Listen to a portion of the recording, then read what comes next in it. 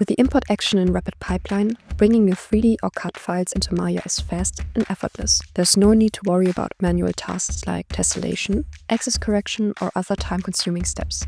This Lamborghini coffee machine was originally created in SolidWorks, which means it's not optimized for real-time use. While you could manually tessellate the model and prep it for Maya, that process would likely require multiple tools and quickly become tedious.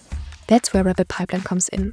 Inside RapidPipeline for Maya, you'll find a range of powerful actions. In this case, we'll use the Import 3D or CAD file option. Start by selecting your file, then choose between CAD or standard 3D input settings. For this example, we'll go with the CAD import.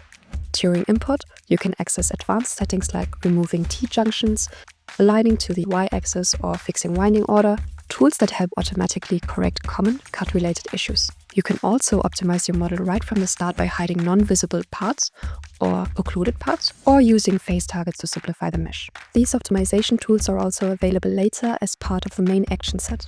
Here we'll set the tessellation resolution to fine and proceed with the import. The coffee machine model is now tessellated and loaded into the scene. Quick and easy. Depending on your use case, this model might have too many polygons. Let's try importing it again, but this time with the tessellation resolution set to coarse. You'll notice the polygon count is much lower, potentially saving you from additional decimation steps later on. The fine import comes with 78,000 polygons, and the coarse import in comparison comes with only 38,000 polygons. With RapidPipeline, optimizing complex 3D assets is fast, effective, and easy. Try it for free or chat with our human team on the website.